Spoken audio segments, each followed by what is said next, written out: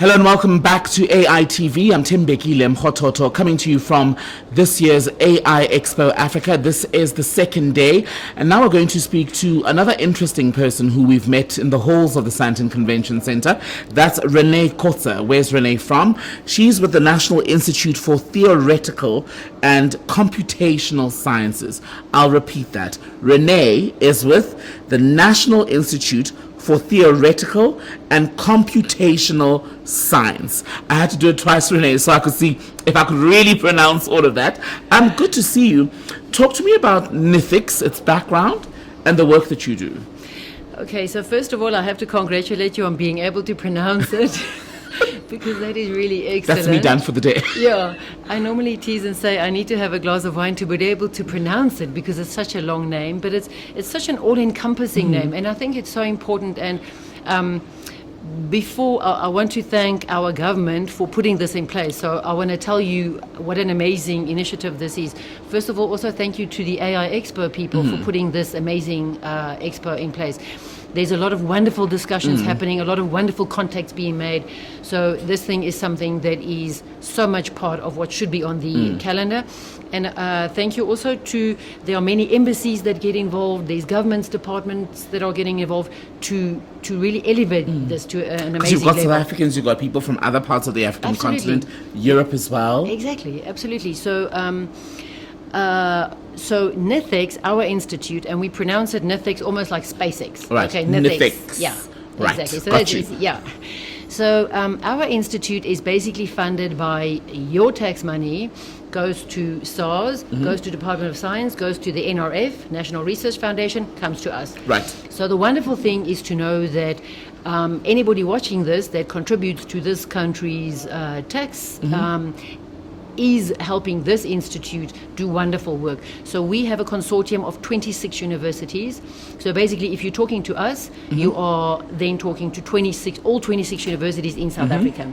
In the following fields, and I have to read this because my director knows it off by heart, but I can't memorize this. So Astronomy and Astrophysics, okay? Let me go back one step. I think it's important for me to explain what is theoretical sciences? I had to look it up before I took this job because I had no idea what it is. What is it? So, what I found out is that, let's say science is divided into two sections. So, the theory and the experimental side. So, somebody has to dream up the idea and somebody else has to go and build it. If it's correct, this guy comes back and says, whatever you thought is going to happen, did, box ticked, move on with their lives. If, for example, there's some problem, they go back to the drawing board, change your theory. So if we think, who was a famous theorist? If I ask anybody in the room, people will say, theoretical physicist, Einstein, right? So why is the stuff that Einstein did important to you and me? Because it seems so far away. I mean, years ago. Exactly. So how can what he did be important to us right now? Because I always have this image of, let's say, a theoretical physicist, somebody sitting somewhere in a room doing a mathematical equation. So all he needs is pencil and a paper. So what happens is, from that point until finally you and I can have LASIK eye surgery so that we don't have to wear glasses. Or when I buy my vegetables at the checkout grocer, there's a barcode scanner with a laser. In our phones, there's that technology.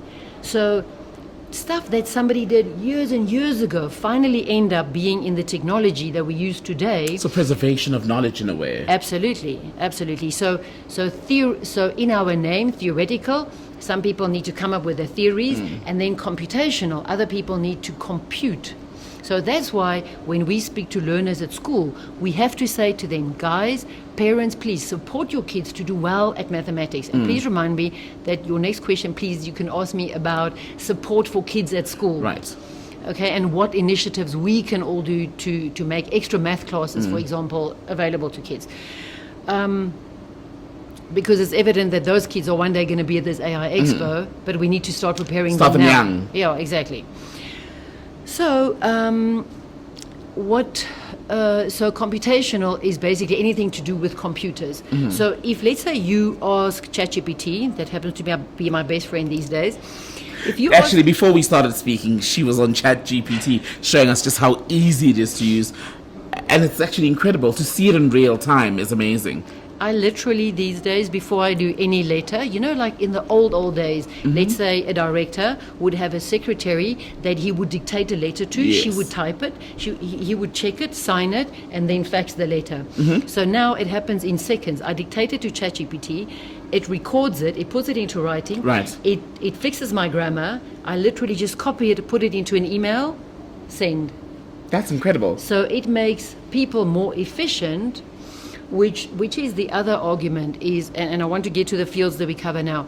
People think that AI will take the jobs of people. No, that is not true. What is going to happen is all of us need to reshape our skills, realign. To keep up. To keep up, exactly. So if, let's say, you ask ChatGPT, which is the top let's say, careers that children at school right now need to prepare for. They're all mostly AI, computer science kind of driven stuff. That's why we need to help kids at school. Before I get to that, the key fields that NITheCS, our institute, looks at is astronomy and astrophysics. Okay. Now I want to give an example where our institute, our director likes to call it an undisciplined institute. If you look at these disciplines that we have. I'm looking at a list. How many? You've got 8? 8. So you've got Bioinformatics and Quantitative Biology. I can hardly pronounce that. Data Science, Earth Systems Modeling, and Climate Change. So that's a very everyday conversation, actually, when you consider what's going on with the environment. Earth Systems Modeling and Climate Change Modeling. I read that. There's Mathematics, which you were talking about regarding the children. Quantitative Finance, Statistics, and Theoretical Physics. Yeah. So 8. 8 sort of things that you cover. And you can see that these things are completely different, right? So let's say the banks might be interested in quantitative finance and also statistics. But then you say to me, but hold on, astronomy and astrophysics, how's that related to all of this? Then all of these fields I describe now are all underpinned by mathematics. Right. All of them are being done with computational devices, Center for High Performance Computing. So all of these things are underpinned by technology and mathematics. Right. So why we say we're an undisciplined institute, we need to break down the silos. We need to get people to talk to each other from different fields. Because often where two fields merge, on the cusp of that, is where often the magic happens. Yesterday I had a conversation with a student here. She's studying law. And she's really interested in this stuff. I say to her, continue your studies, finish that, then also do studies in AI, because then you'll be absolutely in a niche market where few other people will have both law and AI. Because actually yesterday we were speaking to an AI lawyer who was also saying that with every new development, you always have to go back and see what is the law currently, what's allowed. So if you have that knowledge, right, legally from the lecture room, plus this, you can it only makes you be super so sharp. powerful. Exactly, because that's exactly what's happening to pharmacists. Let's say a pharmacist can only in the normal world serve so many customers, to work out the scripts, put the tablets. But if that pharmacist, with their training as it is, use AI assistive technology, they can help so many more patients. Could even develop a system that helps to dispense drugs, right? So in countries in the Far East, there are these kind of systems which already helps them to be able, so then instead of long lines, long queues, people having, things can happen faster. So what then about the children? You said it's important that we get as many of them into mathematics, but also in South Africa we know that not everyone can afford to pay for extra lessons. Yes. So how do we work around those issues? So extra math classes, this whole thing is very, very close to my heart, because what happens is we as a society are failing our kids if we do not do whatever we can to help these kids as early as possible to accelerate their understanding of mathematics and these kind of computational or computer subjects, okay? So what is a mission? Yesterday I spoke with the UJ Soweto Science Director. I'm chatting to African Institute for Mathematical Science, a whole bunch of people. We have the facilities possible to be able to coordinate extra math classes online for children, that whether they sit in Toyanda or Tsanin or Ermelo or wherever, children will be able, most kids somehow have access, to a phone, maybe some free Wi-Fi zone somewhere, so that we need to try and help kids to have excellent marks in mathematics. Plus then there's an additional thing, mathematics at school is not enough. When you get to university, you're not going to be at the right level. So we need to do that bridging sets you courses. back when you get Exactly. there. Yeah. So do you think we're going to a point, Rene, where ultimately the people of the future will have to know a little bit about AI Yes. just to get on in whatever Yes. profession, be Yes. it a doctor, a lawyer, a teacher? Yes, absolutely. I mean, I had this discussion now with my grade 9 daughter that had to choose subjects, and we had to choose, okay, one of the choices we had to make, let's say economics. Then I found out there's a subject called CAT, computer Application technology. Exactly. Yes. I never knew about the subject. You know about it. It's from my day.